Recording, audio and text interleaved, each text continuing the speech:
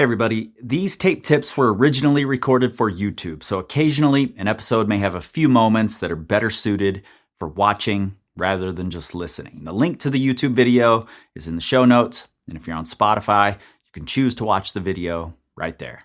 Thanks.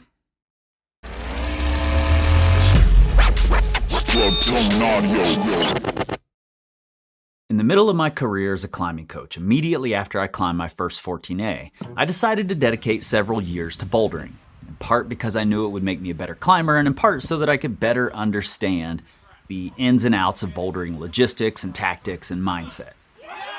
In those years, and in my coaching and consultations with climbers, it's become pretty obvious that there are common grade plateaus at around V4 and V6 or 7, and then V9 or 10, and I'm sure there are higher ones as well, but the vast majority of stuck boulders fall into these three ranges.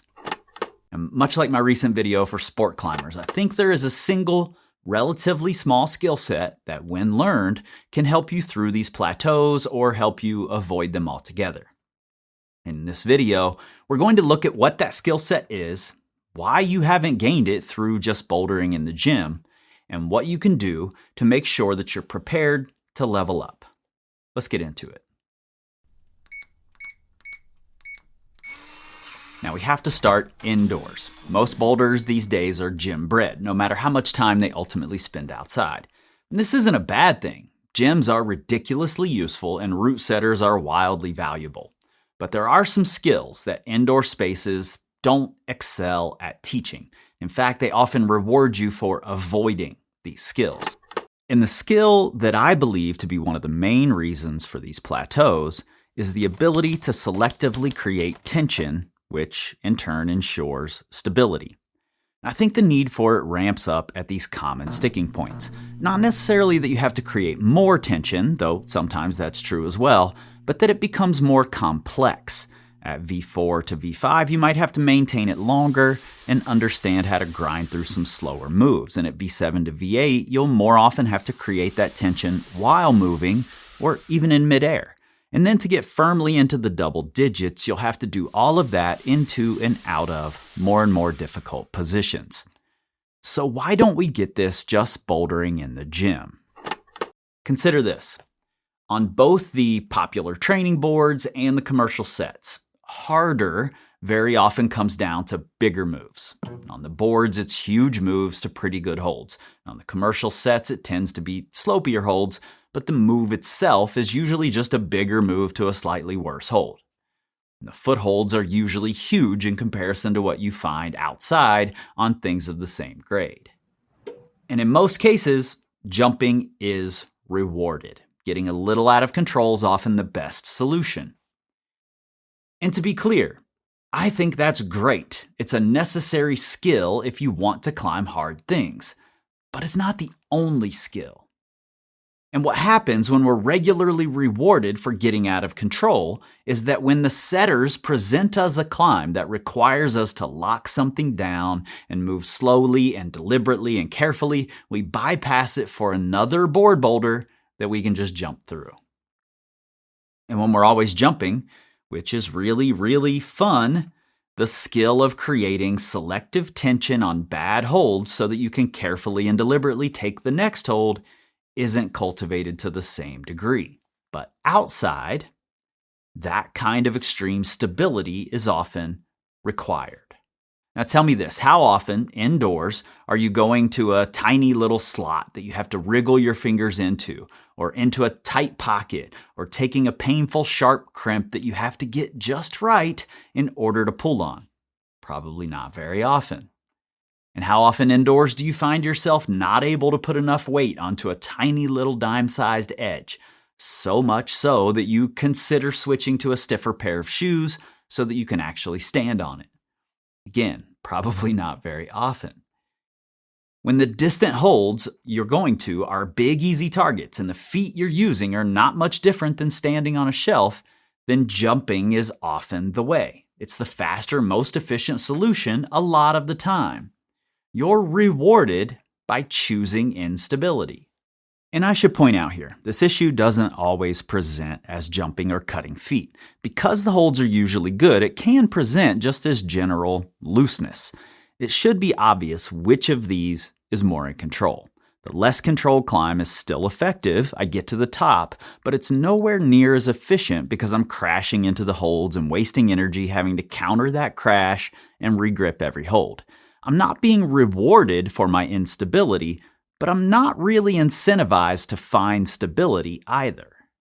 But how often have you been on something challenging outside and you have to get the next hold exactly right? Your index finger needs to settle into some specific divot, but your foot picks off as soon as you try to weight it. The holds aren't even that far apart, but you just can't engineer a way to do the move effectively because of the instability created by the scenario. Come on, really? Really? Yes, of course there are plenty of outdoor examples where the moves just get bigger. But I assure you that there are far more examples of boulders whose cruxes revolve around the ability to create tension and do a relatively small move. And actually, I'd argue that some of those seemingly simple, huge moves also fall into this category. You just don't know it yet. And let me say this right now. Doing more core workouts is not the answer to this problem. The only way to learn to create tension on the wall is to practice creating tension on the wall. Can more core strength help? Sure, eventually. But right now, you're accessing way less than you have available. And no matter how much more you gain, it's unlikely you're going to know how to access more than you already are. Now that we've got that out of the way, if you were to go through the assessment in my recent course, The 5 Atomic Elements of Climbing Movement, you'd likely end up with a polar chart that tells you should maybe be focusing on position and tension, and rhythm might be a secondary suggestion simply because you're likely highly keyed toward only one side of the rhythm spectrum, the monkey side. And in my recent sport climbing video that's essentially the opposite of this, it was a position and commitment issue. Now, in this case, though, you're already good at the commitment required to get a little out of control. It's the tension of remaining in control that's challenging for you. So we go to our drill matrix and we choose drills that fit our situation. In this case, we're going to look at the sloth monkey, particularly the sloth side, one size fits all, and dead stops, which are essentially a more advanced variation on the classic hover drill. Sloth climbing, or half-speed climbing, is the basis for pretty much all of tension. It's a drill I still do nearly every session because it's easy to progress, and its applicability to hard climbing is easy to recognize. It's exactly like it sounds. You're going to climb like a sloth. That means no fast movements, no unexpected shifts, no stopping and just locking off. Constant movement, but everything you do should be slowed down dramatically. You'll do this on set boulders so that you aren't just choosing the moves you know you can do this on, but instead you're being challenged by big moves and interesting positions. And if you find it easy to do, then step it up to harder and harder climbs. You'll almost certainly find that it gets difficult long before you've moved beyond moderate climbing. What this half-speed climbing is going to do is, first, teach you how to create tension through every position in a move, the entire range, and while you're moving. And you'll get more and more comfortable with this level of control. Now, I know that sounds strange, but if you spent most of your time jumping around, it can feel really foreign to create this much tension. Now, there are very few times when you will move with this extremely slow speed while performing. But that isn't really the point here. This is simply a constraint that will force you to learn to create and maintain tension. The performance itself will usually be faster, but the same tension will apply. And we can see that in this video of Jimmy Webb, who's well known for his ability to swing around, climbing a Rocktown V15 called the Matriarch. When he's required to create tension while moving, like right here, he can move much more sloth-like. And it's this ability to create tension when needed that I think often makes the difference between consistently climbing V4 and consistently climbing V5, though it's certainly not only useful at that grade. For example, this is a V10-ish thing that I put up a few years ago called Skeleton. And the holds right here are bad enough. The right hand is essentially a non-hold that I can't just drop my left heel and take the swing. I need to control it. So I sloth my way out of it. Deliberate, slow, controlled. And then once I've carefully slothed into the next position, I can add a little momentum and a little instability back into the mix for the next moves. You can see Jimmy on the matriarch here doing a similar thing, trying to create a ton of tension from this extended position so that he doesn't have to try to hold a big swing. Once you start looking for these moments, you'll see them everywhere, and you'll find countless opportunities to use this technique. Next, we're going to look at the dead stop. I think this is the most valuable skill for the gym-bred boulderer looking to break into V8-ish territory. This drill is all about creating tension mid-move, particularly in the middle of a move that begins more dynamically. Now, this technique is actually pretty hard to spot. It's very subtle, but also very useful. You can sort of see it in these first couple of moves here. Jimmy goes first to a slot where he needs to be pretty precise, and then out left for a big stretched out move. Now in both cases, he starts fairly dynamically, but when he catches the hold, it becomes obvious that there's an extreme amount of tension happening. And this second move in particular is clearly a move that he isn't going to sloth his way through. It's also clear that just releasing tension means holding a swing that's unnecessary and inefficient. What's happening here is not that he creates all of the tension the exact second he hits the hold. It's more likely that the tension is being ramped up in anticipation, slowing the move down ever so slightly so that he hits the hold and has the tension already in place. Now, this skill becomes really useful for those big moves to sharp holds, or tiny pockets, or little fiddly slots, or to slopers that you have to land just right with your fingers in the divots and you have to keep your feet on at the same time. So how do we learn it? It all comes down to intention. First, you'll climb set boulders while initiating each move with a little momentum, but then trying to slow that move down at the end. My personal favorite way to think of it is by trying to slow it down enough that it's visually noticeable to someone watching. It may not actually be noticeable at all. But by trying to get it that way, you'll be creating the tension required to slow it down just enough that you can take the next hold more carefully. And that tension will come from the way you dig into the footholds as well as how you pull on the grip you're still holding, not just how you tense up your abs. And there's a rhythm and timing component to this as well. Too early or too late, and you either don't make it to the hold or you crash into it, making it harder to stay on. Now, as you progress this to harder climbs, you'll find individual moves that are much more challenging to slow down. Linger on these for a while. Stay there. Try them. In my gym, I have a circuit of dead stop moves that I find challenging, and I'll spend a little time on these every few sessions. Not surprising, they're nearly all to pockets and slots, where if I don't slow them down enough or correctly, I get the immediate feedback of falling off, because I can't do the move unless I slow it down. Now, and this and any of these drills will change dramatically if you add tiny feet into the mix. That's going to be a big help in transferring this skill to the outdoors. I've littered both my 45 and my 20 with our inductors. These are tiny but positive feet that come in 4 different sets that are meant to be challenging for your specific wall angle. They come in 10, 20, 45, and 60.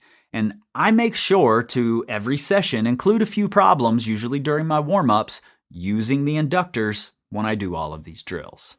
Now, this final drill I want to look at is one that will challenge you to create tension in positions that we don't usually find indoors, because so often jumping through is a viable solution. And particularly once you're at the V9 or V10 level, you can nearly always jump and cut feet indoors on the easier grades. So why wouldn't you? Well, to learn high-level position and tension. That's why. This is the one-size-fits-all drill. You're going to climb the set hand sequence of a boulder, but you're going to do so with any feet. You'll do this twice in contrasting ways. And because of the nature of this drill, it works best on boards and dense walls that have a lot of foot options. So first, you'll do it getting as stretched out as possible. You'll size up the next hand move, and then walk your feet around to a place that feels like it's going to be at the limit of your reach. Then you do that again and again. And whole problems might feel like too much, so feel free to just do a few moves at a time. And assess as you go. Did you really end up stretched out? If not, try a more distant foot. And try not to cut feet. If you do repeatedly, adjust a little. You're going to cut feet now and then because the idea is to toe the line. No pun intended. Now, I made a very in-depth video about how this same drill can dramatically expand the so-called box that we climb in, giving us more available solutions for so many moves. You should watch that one too. The link is in the description. But for our purposes today, we're going to focus more on the tension required in these positions. Now next, climb the same hand sequence getting bunched up with your foot close to your hands. And this is going to create some strange positions. And try to exert some level of control, some level of tension over them. Not entirely sloth-like, but control. On harder climbs, you're going to have to create tension in compromising positions. Oftentimes, those won't be big moves, just hard moves where you're required to lock everything else down just to move your hand.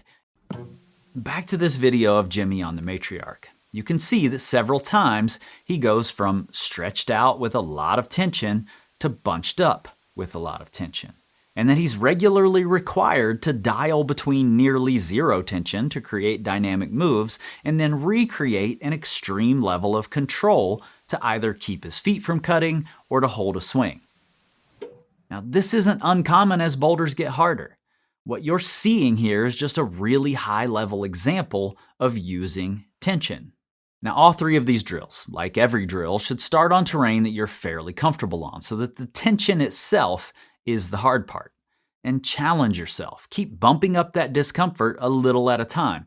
Whether that discomfort comes in the grade of the boulder or in how sloth-like you move or how bunched up you get, keep getting uncomfortable. That's how learning works. Thanks for watching or listening. In the show notes, you'll find related links, videos, and episodes, as well as how you can subscribe to our monthly newsletter, The Current, where we connect the dots to help climbers learn, grow, and excel.